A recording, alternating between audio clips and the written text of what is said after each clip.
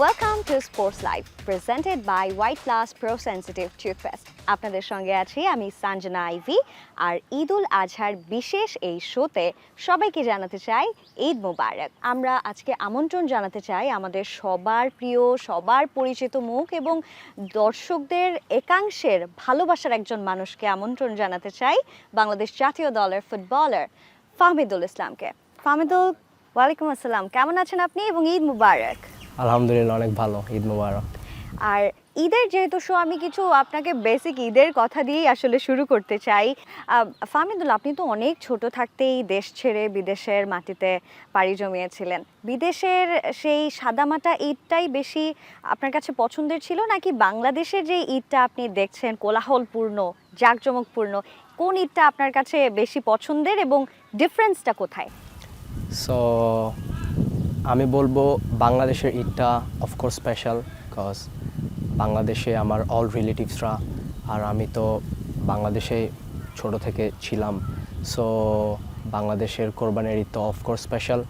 And ডিফারেন্সটা হচ্ছে যে আমি আমার রিলেটিভসদের সাথে ঈদটা করতে পারি না, বাট আমার ফ্যামিলি তো আমার সাথেই থাকে। সো এত মিস করি না, বাট অবশ্যই বাংলাদেশের ক্রাউডটা মিস করি। ঈদের যে ক্রাউডটা থাকে ওইটা অফকোর্স মিস করি না। ঈদের দিন মায়ের হাতের কোন রান্নাটা আসলে সবচাইতে বেশি মিস করা হয়? অবশ্যই কোরবানের মাংস, কোরবানির মাংস চালের রুটি দিয়ে।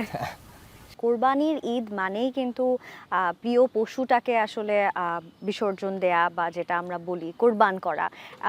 এই কোরবানির পশু নিয়ে মজার কোনো স্মৃতি আছে আপনার? আমি তো ছোট থেকে এখানেই কোরবান করছি অনেক। সো আমি বলবো যে আমি যখন ছোট ছিলাম তখন আমার দাদুর বাড়িতে আমাদের কোরবানি হতো, অ্যান্ড ওখানে অনেক ফানি থিংস হতো, গরু কাটাকাটি, এইটা ওইটা, অনেক ফানি। একদমই তাই।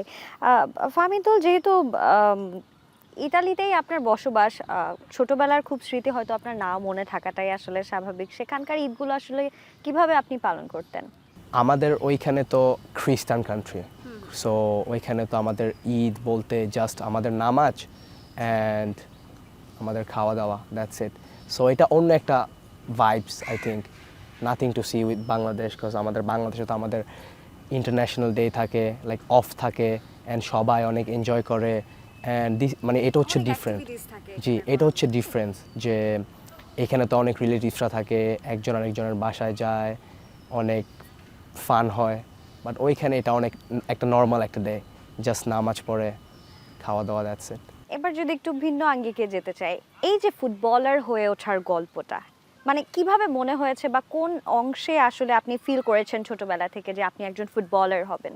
ইতালিতে যাওয়ার পরে আমি আমার পাপা মামাকে বললাম যে I want to play football, because all of my friends they play football. So it was for fun at first, but then it start as a journey, as a life goal. So now I took it as a job as well, if we can say. ছোটবেলা থেকে আসলে ইচ্ছেটা ছিল, এবং পরিবারের সাহায্যটা আসলে কেমন পেয়েছেন? যেহেতু আপনি বলছিলেন শুরুতেই আপনার পাপা মামাকে জানিয়েছিলেন, আপনি সাপোর্টটা নিশ্চয়ই একদম পুরোদমই আপনি পেয়েছিলেন যে তুমি পড়াশোনার পাশাপাশি ফুটবলটাকে ক্যারিয়ার হিসেবে নিতে পারো। জি, আমার প্যারেন্টস আমাকে অনেক সাপোর্ট দিয়েছে, বিকজ অফকোর্স প্যারেন্টসরা, একটা ফ্যামিলি যদি বিহাইন্ডে না থাকে একটা অ্যাথলিটের, তাহলে ও অনেক স্ট্রাগল করে লাইফে। So at least family support is very important, and আলহামদুলিল্লাহ আমার ফ্যামিলি আমাকে অনেক সাপোর্ট করছে ছোট থেকে, অ্যান্ড আমাকে স্টিল সাপোর্ট করে যাচ্ছে, বিকজ আমি বাংলাদেশে তো একাই থাকি, একাই আসা হয়, একাই জার্নি করি। সো আমাকে স্টিল সাপোর্ট করে, স্টিল অনেক সাপোর্ট করে, আলহামদুলিল্লাহ। আলহামদুলিল্লাহ। সাপোর্ট না করলে আপনার মতো স্টার প্লেয়ারকে নিশ্চয়ই বাংলাদেশের ফুটবল ফ্যানরা পেত না। ফাহমিদুল, আসলে প্রথম যখন আপনি বাংলাদেশের দলে আসলে ক্যাম্পে ডাক পেলেন, সেই অনুভূতিটা আপনার কেমন ছিল? বহুল কাঙ্ক্ষিত সেই ডাক পাওয়া। না, আলহামদুলিল্লাহ, আমি অনেক হ্যাপি ছিলাম, because everyone wants to play for his nation, right? So আমি যখন ডাক পেলাম তখন আমি আমার পাপা মামাকে কথাটা বলার পরে আমরা অনেক এক্সাইটেড ছিলাম যে আমি বাংলাদেশের হয়ে খেলবো। সো আমার ফ্যামিলি অনেক এক্সাইটেড ছিল, আমি অনেক এক্সাইটেড ছিলাম খেলার জন্য। অবশ্যই অবশ্যই বাংলাদেশের হয়ে আপনি খেলবেন এবং বাংলাদেশকে উচ্চতার এক মঞ্চে আপনি নিয়ে যাবেন, এমনটা আসলে আমাদের প্রত্যাশা থাকবে। আপনার সেখানকার যারা ফ্রেন্ড, যাদের সাথে আপনি ফুটবল খেলতেন, যখন তারা শুনেছে যে আপনি আপনার দেশের জন্য ফুটবল খেলবেন, তাদের অনুভূতি কি ছিল? কিভাবে তারা আপনাকে কংগ্রেচুলেটস করেছে? তারা অনেক হ্যাপি ছিল আমার জন্য, যে তারা আমাকে আমার এই জার্নিতে ওরা আমাকে অনেক হেল্প করছে, অ্যান্ড ওরা দেখছে how much I work hard. So ওরা আমাকে অনেক সাপোর্ট করছে, and also thanks to my friends, যে যারা আমাকে আমার খারাপ সময় আমাকে সাপোর্ট করে গেছে। ফাহমিদুল, সৌদি আরবে ক্যাম্প করার পর হঠাৎ করে আসলে স্কোয়াড থেকে বাদ পড়ার পর এই দেশের যে ফুটবল ফ্যানরা আছে তারা কিন্তু আপনাকে স্কোয়াডে নেওয়ার জন্য অনেক আন্দোলন করেছিল। এই বিষয়টা আপনার কাছে কেমন লেগেছে? জি জি জি, এটা অনেক অনেক ইমোশনাল ছিল, কজ আমি কখনো ভাবি নাই যে আমাকে মানুষ এত সাপোর্ট করবে এত ইয়াং এইজে। সো আমি অলওয়েজ গ্রেটফুল, যে আমি অলওয়েজ যখন মাঠে নামি আমি সব সময় এইসব জিনিস চিন্তা করে নামি, যে আমাকে আমার হোল কান্ট্রি আমাকে সাপোর্ট করছে। সো আমি অলওয়েজ চাই ওদেরকে কিছু ব্যাক দিতে, অলওয়েজ। আপনি যখন মাঠে নেমেছেন নিশ্চয়ই দেখেছেন বাংলাদেশি ক্রেজি ফ্যান্সরা কিভাবে আপনার নাম ধরে ডাকছে, বা হামজা, সমিত, জামালদের নাম ধরে ডাকছে। এই ক্রেজটা কেমন উপভোগ করছেন? সবাই জানে যে বাংলাদেশের মানুষের ভালোবাসাটা কোন দিকে, অ্যান্ড অফকোর্স ক্রিকেট আমাদের দেশে হিউজ একটা অবদান রাখে, বাট আমি মনে করি যে বাংলাদেশের ফ্যান্সরা ফুটবলকে অনেক লাভ করে, অ্যান্ড আমাদেরকে শো করে সেটা প্রত্যেকটা ম্যাচে। সো আলহামদুলিল্লাহ, অ্যান্ড আমরা চাই যে ফ্যান্সরা আরও মাঠে আসুক, আরও আমাদেরকে সাপোর্ট করুক। জাতীয় দলের হয়ে প্রথম যখন দেশের জার্সিতে মাঠে নামা, বাবা মার অনুভূতি কি ছিল, আপনার অনুভূতি কি ছিল? সো আমি ফার্স্ট টাইম যখন বাংলাদেশের হয়ে খেলতে আসছি, then my parents came with me. So এটা আনবিলিভেবল একটা মোমেন্ট ছিল, কজ আমি গেম শেষে আমার প্যারেন্টসের কাছে গিয়েছিলাম। সো এটা অনেক ইমোশনাল ছিল, কজ আমার প্যারেন্টসরা আমাকে খেলতে দেখছে ফার্স্ট টাইম বাংলাদেশের জার্সি গায়ে। সো এটা অফকোর্স অনেক টাচ মোমেন্ট ছিল। ফাহমিদুল, জাতীয় দলের আসলে ড্রেসিং রুম নিয়ে অনেক সময় অনেক কথা হয়। ড্রেসিং রুমের পরিবেশটা যদি আপনার কাছ থেকে জানতে চাই, ড্রেসিং রুমের পরিবেশটা কেমন, এবং সবচাইতে বেশি কোন সতীর্থের সাথে বা টিমমেটের সাথে আপনার বন্ডিংটা বেশি ফ্রেন্ডলি? আমরা একজন আরেকজনকে অলওয়েজ হেল্প করতে চাই। আমরা যখনই মাঠে নামি আমরা সবাই ভাই ভাই, আমরা 11 প্লেয়ার বা যারা বেঞ্চে থাকে আমরা সবাই ভাই।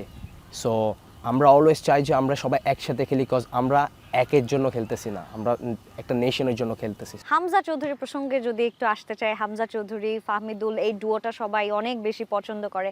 হামজার সাথে আপনার কোনো মজার স্মৃতি কি আছে যেটা শেয়ার করা যায় বন্ধুদের বা দর্শকদের কাছে? আমি যখন আমার ফার্স্ট গেম ভুটানের সাথে ম্যাচ হয়েছিল, তখন ওনার ফার্স্ট গোল ছিল, অ্যান্ড আমরা সবাই একসাথে সেলিব্রেট করলাম, অ্যান্ড ওটা অনেক একটা নাইস মোমেন্ট ছিল আমি বলবো। একটু যদি ক্যাব্রিয়ার বিষয়টা জানতে চাই, যে ক্রাইসিস মোমেন্টে তার সিদ্ধান্তগুলো কেমন ছিল?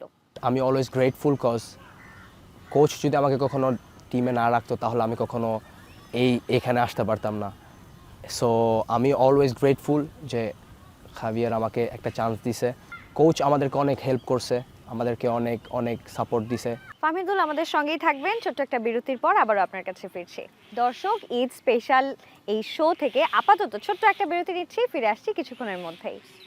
Welcome back once again to sports live. আমি সঞ্জনা আছি আপনাদের সঙ্গে, এবং আমাদের সাথে আছে আমাদের স্পেশাল গেস্ট ফাহমিদুল ইসলাম।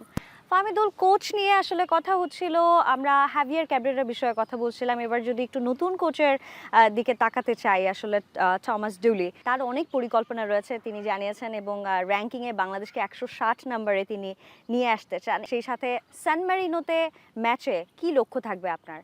আমি কোচকে স্বাগতম জানাতে চাই যে বাংলাদেশে আসছে, অ্যান্ড আমি মনে করি যে কোচ অনেক ভালো একটা কোচ, অনেক এক্সপিরিয়েন্স, অ্যান্ড আমি রেডি কোচের সাথে খেলতে। অ্যান্ড সান মারিনো গেমের কথা বললে, সান মারিনো গেমের জন্য আমরা প্রস্তুত। আমি মনে করি আমাদের আরেকটা সার্কেল শুরু হচ্ছে এখন নতুন কোচ নিয়ে। সো আমরা অফকোর্স জয় দিয়ে আমরা ম্যাচটা শুরু করতে চাই, আমাদের সার্কেলটা শুরু করতে চাই। সামনে তো বিশ্বকাপ আছে, একদম সান্নিধ্যেই আমরা বলতে পারি বিশ্বকাপ কিছুদিনের মধ্যেই। পার্সোনালি কোন টিমকে আপনি বেশি সাপোর্ট করছেন, এবং কোন প্লেয়ার আপনার জন্য আইডল? সো আমি অবশ্যই Ronaldo fan. So Oh my gosh!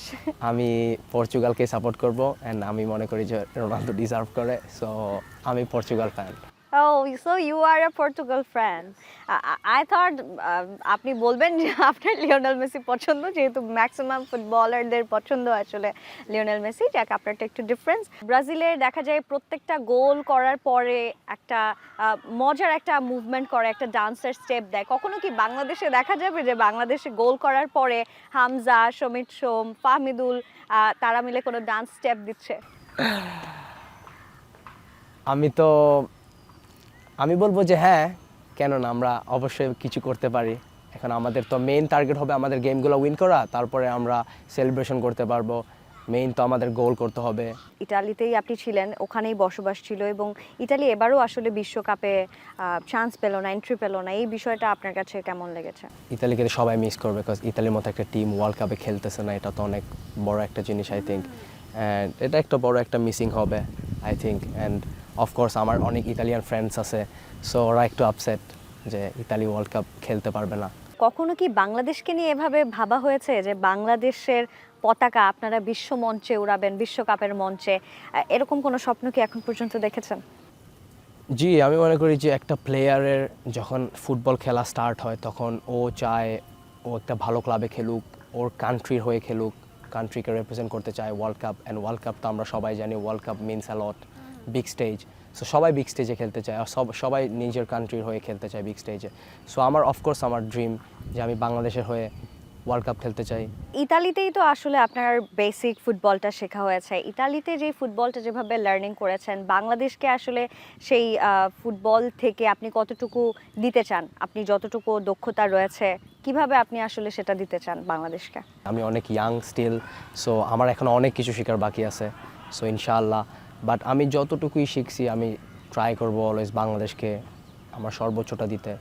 মানে বাংলাদেশকে কীভাবে হেল্প করা যায়, টিমকে কীভাবে হেল্প করা যায়, কোচকে কীভাবে হেল্প করা যায়, আমি অলওয়েজ ট্রাই করবো। ফুটবল ভক্তদের আপনাকে নিয়ে অনেক আশা, যেটা আপনি আগেও দেখেছেন এবং এখনও দেখে যাচ্ছেন। সেই ফুটবল ভক্তদের উদ্দেশ্যে আপনার কিছু বলার আছে? কোনো মেসেজ বা কোনো কিছু দেওয়ার আছে? আমাদের ফুটবল ফ্যান্সরা আমাদের জন্য অনেক অনেক করতেছে, অ্যান্ড আমরা তাদের জন্য অফকোর্স কিছু করতে চাই। অ্যান্ড আমার মেসেজটা হবে যে আমি চাই যে তারা মাঠে আসুক, আমাদেরকে সাপোর্ট করুক ডে বাই ডে।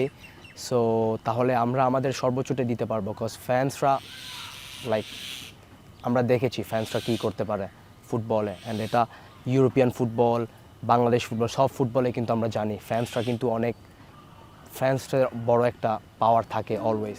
সো আমি মনে করবো যে আমি ফ্যান্সদেরকে বলবো যে আমাদেরকে যাতে অলওয়েজ এই সাপোর্টটা যাতে দেয়, যেটা আমাদের দরকার অ্যাকচুয়ালি। ফাহমিদুল, স্পেজিয়া ও সাম্পদোরিয়ার মতো বড় ক্লাবের বয়সভিত্তিক দলে আপনার ফুটবলের হাতেখড়ি হয়েছে। সেখানকার এই কঠিন কন্ডিশনে, আসলে কঠিন পরিবেশে ট্যাকটিক্যাল এই ফুটবলটা শেখা, এই হাতেখড়িটা সাথে নিজেকে মানিয়ে নেওয়ার সেই গল্পটা আসলে জানতে চাই। আপনি তো ডিসাইড করেছিলেনই আপনি ছোটবেলা থেকে ফুটবলার হবেন, কিন্তু এই অবস্টাকলসগুলো কি কি ছিল, সেই গল্পটা যদি একটু জানতে চাই। অ্যাট ফার্স্ট একটু হার্ড ছিল, cause new club, new teammates, একটু তো কঠিন ছিল। বাট পরে আমি ওয়েলভাবে মানিয়ে নিয়েছি। দেন পরে আমি সাম্পদোরিয়াতে যখন আমার ট্রান্সফার হয় তখন আমি ছিলাম 14, অ্যান্ড আমি আমার বাসা ছেড়ে আমার একাডেমিতে জয়েন করতে হয়েছে। সো একটু টাফ ছিল, কজ আমি একা একা ছিলাম, সো সব একা একা করতে হতো স্কুলে, দেন খাওয়া দাওয়া, দেন পাপা মামার সাথে দেখা হতো মাসে ওয়ান টাইম, অ্যান্ড একটু টাফ ছিল। বাট দেন এটা তো ফুটবল, তাই না, আমি তো চুজ করছি এটা করার জন্য। সো দেন পরে আমার মাথার মধ্যে অলওয়েজ ছিল যে আমি ফুটবল খেলতে চাই, সো এটার থেকে ভালো কিছু আর আমি পাবো না। সো বিগ অপরচুনিটি ছিল। সো আমি অ্যাট ফার্স্ট একটু কষ্ট হয়েছিল, বাট দেন পরে মানিয়ে নিয়েছি। ফাহমিদুল একজন রাইট ফুটেড খেলোয়াড় হয়েও আপনি আসলে লেফট মিডফিল্ড বা লেফট উইংয়ে দারুণ খেলছেন। এই পজিশনাল ফ্লেক্সিবিলিটির পেছনে আপনার দক্ষতাকেই আমরা ধরে নেব, নাকি কোচের বিশেষ কোনো কৌশলগত দক্ষতা রয়েছে এর পেছনে? না, অফকোর্স কোচদের দক্ষতাই রয়েছে, কজ ওরাই তো যখন একটা প্লেয়ার যখন ছোট থেকে ফুটবল স্টার্ট করে তখন তো তাদেরকে একটা ডিরেকশনে নিয়ে যায় কোচরা।